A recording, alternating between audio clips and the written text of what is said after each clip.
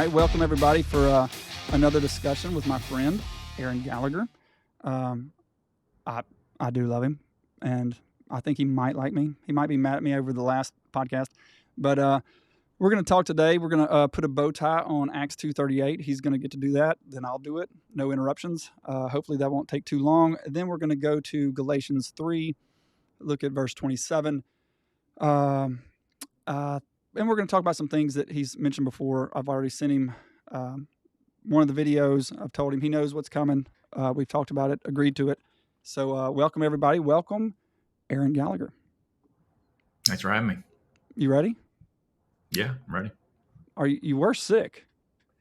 Yeah. Are you feeling better? I'm better. Yeah. Yeah, I think I had food poisoning earlier in the week, but I bounced back. So I felt better yesterday, and I think I'm about 100% today. So well, good deal. So before we start, before we go and put a bow tie on Acts 2:38, do you want to talk about the video I did with you talking about Irenaeus, or do you? Okay. Yeah, I mean, so. Answering so I do a program on GBN called Answering the Error, ERROR. So Trey was clever and did a video called Answering the Error, AaroR. That was clever, wasn't it? Yeah, it was good pun. So, I won't spend, I guess, too much time discussing it. I mean, you guys, it was about an hour and a half long. So, I actually thought I might do, with it being that long, I might do my own separate video responding to it. I probably don't plan to do an individual video. Like if you guys decide to do a bunch of videos on these or whatever, I probably won't do a response to every video, but I might do one just to this one. But so I guess one of the things I'll address is, you guys started off talking about open theism. I think I even said in one of our first two debates that I'm not an open theist. So, I mean, you kind of started off by referencing Acts 4 and Acts 2 and giving an open theist answer, and then saying, well, hey, Aaron answers this question similarly. I would say not identically, but I don't really think that. I mean, at the very end of the episode, like an hour and a half in, or hour and 20 minutes in, maybe, or an hour. It was like an hour later. Nathan did say, well, Aaron's not an open theist, but so I'll just clarify that, not an open theist. I don't think just because you answer a question like someone else does makes you equal as far as all your doctrine. So. The Irenaeus thing, I mean, you probably spent the most time. You probably spent 30, 40 minutes talking about Irenaeus. For a lot of people maybe watching, if you haven't watched our first two discussions, that's probably helpful to go watch. This, I guess, would be like the third. We've kind of been building. But if someone's asking, why are we talking about Irenaeus? Irenaeus, me and Trey agree that he's not inspired. None of the early writers were inspired the way the Bible writers were. Talking about like Irenaeus, Justin Martyr, Tertullian, and all those guys, the post-apostolic fathers, some people call them, or the ante-Nicene fathers. But Irenaeus of Lyon lived about 120 to 202, and traditionally he was thought to be, or said to be in some of the writings, the Apostle of John. The Apostle of John had a disciple named Polycarp, and then Polycarp discipled Irenaeus.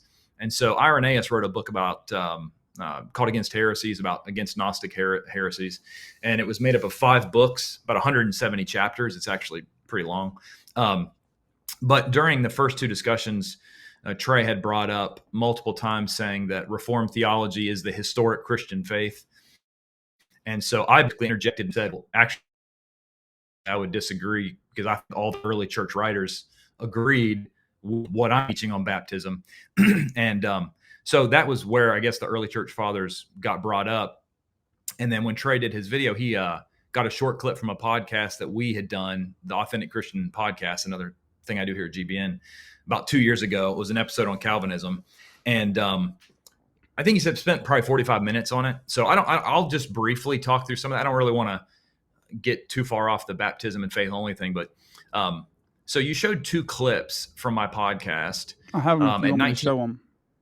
Yeah, I mean, you don't have to show them. I basically have it sort of the transcript, but about 19 minutes and 32 seconds in, I discuss and basically say the idea that God has to predetermine everything is a less powerful God. So the context of the discussion on the podcast, if you want to go watch it, it's like just search Authentic Christian Podcast, Calvinism, episodes 1 and 2.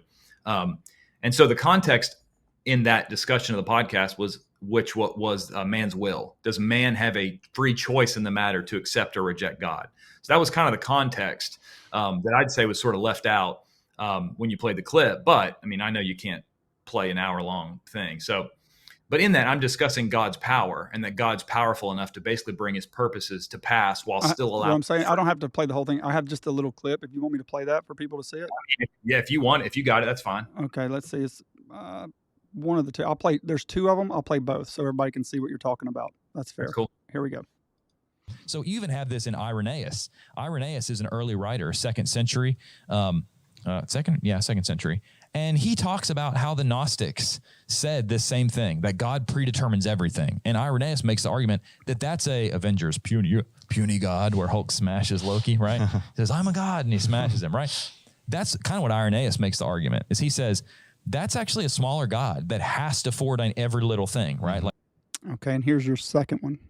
Okay. We believe that God is omniscient. Mm-hmm. He knows the future. That doesn't mean that he has to force everything to happen, right? I mean, we've talked about this before. Right. God is outside of time, right? So anyway, we talked about how technically Irenaeus, even though Irenaeus isn't inspired, he's someone who knew Greek pretty well really early after the Christians, and he basically said, look, God doesn't have to foreordain every little thing. That's a less powerful God. I mean, we talked about that already.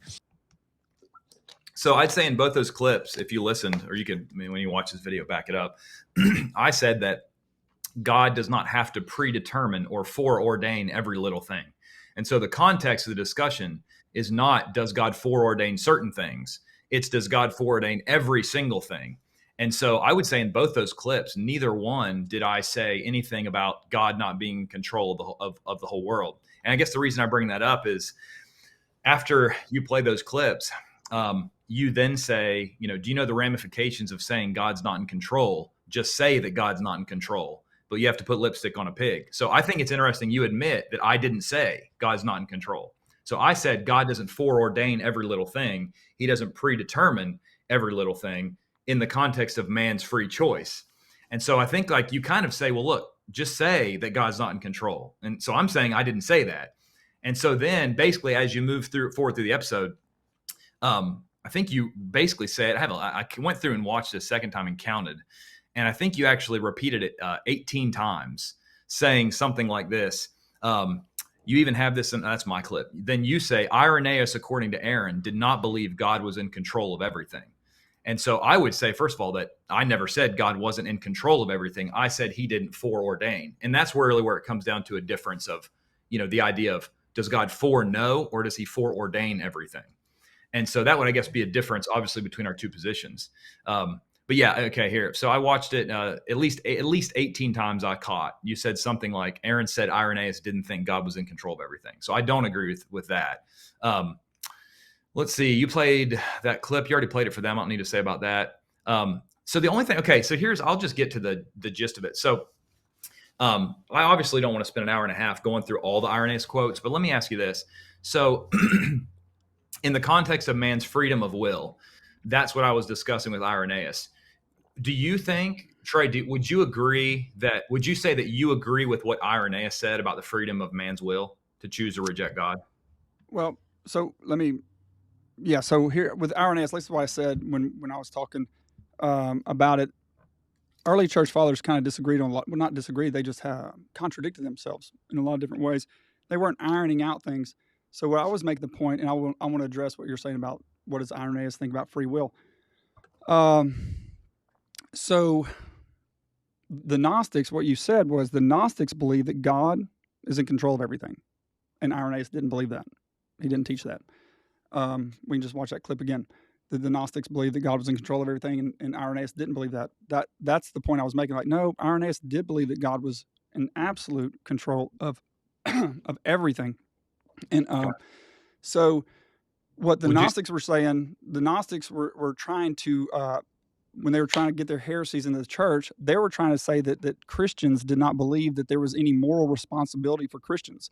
So Irenaeus is fighting, no, you have free will. You can choose things. You need to choose the right and the good. He's trying to come at it from that angle, right? So in that sense, he's trying to argue with the Gnostics against, and I think that he the church had not ironed out what free will is. Origen really is when it started really working on that in the late 200s.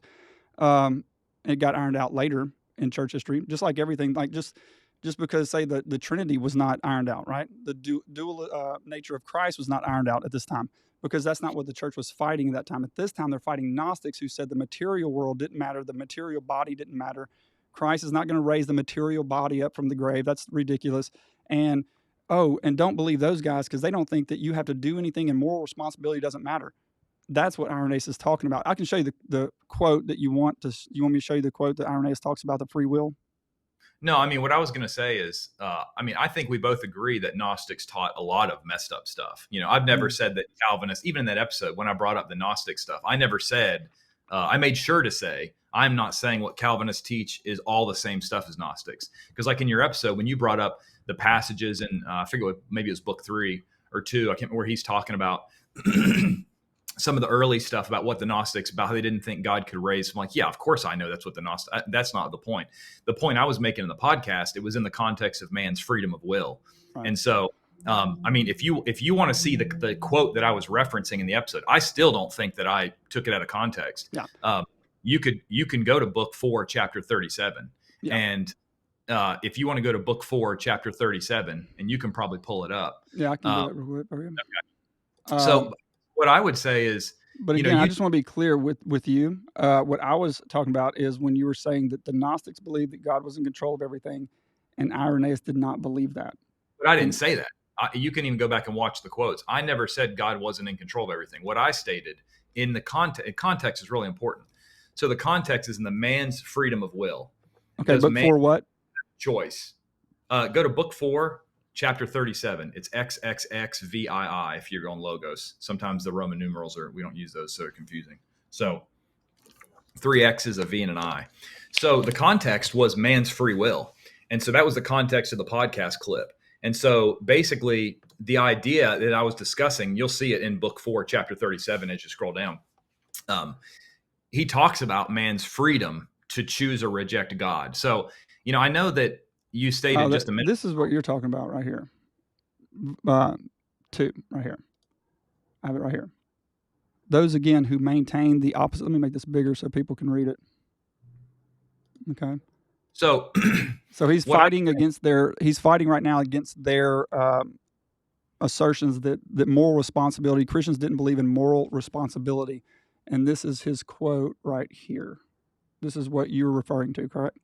So that's at the end of the chat. I mean, if somebody wants to read it, let me say this. You're going to do yourself the best. Go open up Google and search Irenaeus Against Heresies, book 4, chapter 37. You can read the whole chapter for yourself. So I'll let you read. I'd read the whole thing, not just book 4, 37. Read the whole. If you want to read all 168 chapters, good luck. Because if you've read it, Trey, you said you studied it in seminary. If you have read the whole thing, you know as well as anybody that you start reading through about the pleroma and the demiurge and all that. It's crazy. The aeons. Yeah, I mean, it's hard to even get through the first couple books because you're like, what are they even talking about, right? Mm-hmm. But so, I don't know what your take is, but when I read Against Heresies, this first 2-3 books, he spends a lot of time talking about Valentinius and all these big heretics and those groups believed. And then he starts writing about what actually Christians believe in his time. And so I think that if you read book 4, chapter 37, I don't think that you would agree that you agree with Irenaeus, right? You wouldn't say. Yeah, I would say no. But I understand the context of what he's fighting, though. He's not trying to iron out, do we have free will, free in the sense that we can choose anything and all that stuff. I think his mindset is fighting the Gnostics' teaching that we don't have moral responsibility, just like anything else in the church history. Like, again, was the Trinity ironed out at this point in history? Well, no. I think that I know that I've read some Reform guys who say, well, you can't really see the true doctrine of free will and man's inability or responsibility in the early church fathers because they didn't really address it. I mean, I think if you read book 4, chapter 37 or book 4, chapter 39 or book 4, chapter 4, yeah. I mean, I think you can read it for yourself and see that they said man has the ability to choose or reject God without God's coercion. Right. Do you at least agree? No, I agree with you. But what I'm saying is, here's what I'm saying. Look, when the early church, when I'm telling you, they hadn't ironed these things out, and there's contradictions, right? And not meaning he's finding something. Look at this. Look what Irenaeus says here. Neither the nature of any created thing, therefore, nor the weakness of the flesh can prevail against the will of God. For God is not subject to created things, but created things to God, and all things yield obedience to his will. Whatever God wants to do, he's going to do. And I can give you a lot of more quotes from Irenaeus on that, just showing you that, yes, he's saying that you have free will, but ultimately God is going to do what God wants to do. Even in the quote that you're using here, says this, it's like as if, right? Those, again, who maintain the opposite to these conclusions do themselves present the Lord as a destitute power, as if he were unable to accomplish what he willed. And he goes on to say, look, God, the creator, is going to do whatever he wants with the created beings. Like, they will subject themselves to his will. Whatever he wants the creatures, to do, they will be subject to his will, and he will accomplish what he wants through them. So that would be my point. Well, I would say, you even stated a minute ago that the early church fathers contradicted themselves, but you did say in your episode, but they never do on the sovereignty of God. So you stated they never contradict on the sovereignty of God. And I would say that's at 56 minutes and 21 seconds in your video, answering there. So, you said they never contradict the sovereignty of God. If you read book 4, chapter 37, people can go read it for themselves. I think it's pretty clear. Men are possessed of free will, endowed with the faculty of making a choice. It is not true, which is what Gnostics believe, that some are good and some are bad.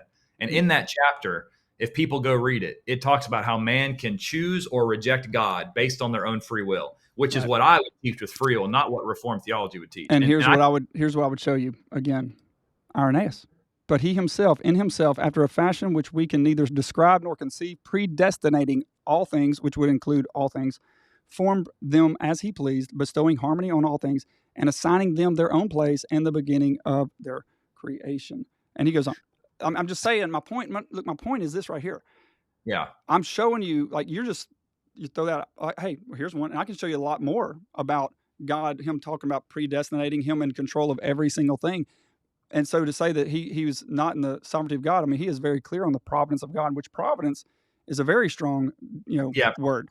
But providence doesn't mean God foreordained everything. Providence basically means the way God provides. Right, but so what he said right there, he just clearly said he foreordained, he predestinated all things, formed them for the purpose and everything. But the question is, what does Irenaeus mean by that? Because there's no way he can mean that God predestinates every individual if you go read 34. Now, look, Irenaeus isn't inspired. And the only reason you asked me to address your video. So the only reason I'm discussing this is basically to show, if somebody wants to know, you go read for yourself, book 4, chapter 37, and you read for yourself and see that he talks about man has a choice to choose, not the Calvinistic Reformed theology idea. And it's funny too, I don't know if you would feel this, but it's ironic for me to hear you say that you look at the early church fathers and you see sovereignty, predestination, because, Calvin himself didn't see it. So Calvin himself said this. He said, moreover, this is in Institutes, book 2, chapter 2. Although the Greek fathers, above others, and especially Chrysostom, have exceeded due bounds in extolling the powers of the human will, yet all ancient theologians, with the exception of Augustine, are so confused, vacillating, and contradictory on this subject. No certainty. Vacillating on contradictory, because on one hand they'll say he's sovereign and control of everything. On the other hand, they talk about free will. You just said in your video that they would never contradict each other on sovereignty. So all I'm saying is Calvin says that they did. You say they didn't. Lorraine Botner, I'm sure you know who he is. He's a reformed theologian, graduate of Princeton Theological Seminary, and he wrote his master's thesis on the Reformed doctrine of predestination. And he said this: the earlier church fathers, of course, taught that salvation was through Christ, yet they assumed man had full power to accept or reject the gospel. Some of their writings contain passages in which the sovereignty of God is recognized, yet alongside of those are others which teach absolute freedom of the human will. They taught a kind of synergism in which there was a cooperation between grace and free will. And then he's talking about the Reformed view of predestination. He says the cardinal truth of Christianity, the Reformed view of predestination, was first clearly seen by Augustine, the great spirit-filled theologian of the West. He thus became the first true interpreter of Paul. That's him. He's a Calvinist saying that. And I don't mean that slander. So, I'm Reformed. He was a Reformed theologian. Was successful in securing the acceptance. So it's like Reformed, historian Lorraine Botner says he doesn't see it in the early fathers. Calvin doesn't see it, but you see it so clearly. I disagree. I think that the quotes you're reading aren't as clear as you think they are. And, with respect, I just disagree with you. So I'll do a different video later. And there were other things in the video that you discussed. I know one of those we're going to discuss here in a minute, but everything else in the answer in the error video, I'm happy to leave till I do a response to that, with except the clip that you want to cover, so we don't too far off. And again, people can go back and watch. I mean, I went through a lot of what Irenaeus said about the providence of God, the sovereignty of God in those, and like you're saying, Aaron, let's not go through all that again, but you can watch that. And I would just suggest you read Irenaeus. It's really good. I mean, you're going to have to study a lot of other books of Gnosticism, like Aaron said, to really wrap your mind around it. It gets deep and crazy. And have fun. So, and some of that stuff is snuck back into the churches as well. So, and a lot of that Gnostic determinism, if you look at where it came from, there's a lot of that, the Platonist or, I don't know what can't we get the words, Plato Platonist. Platonist and the Stoicism and all that. And it's interesting because Irenaeus used some of the same arguments that people would use against them. So, but anyway, if you really want to get into Irenaeus, number one, just he's not inspired, but have fun if you really want to get into it. Good luck with that. I think me and have I been muted the whole time? No, I've heard every word. Okay, look, I'm going to hit mute right now.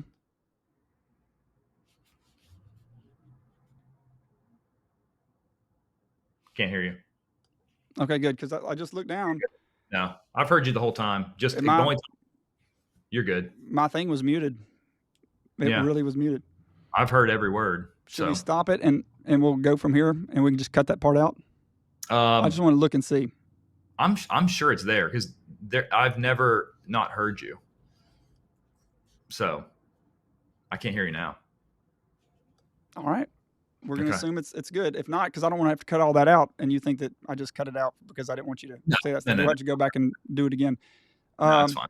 So finish your thought back on what you were saying. I'm sorry for the whole mute thing.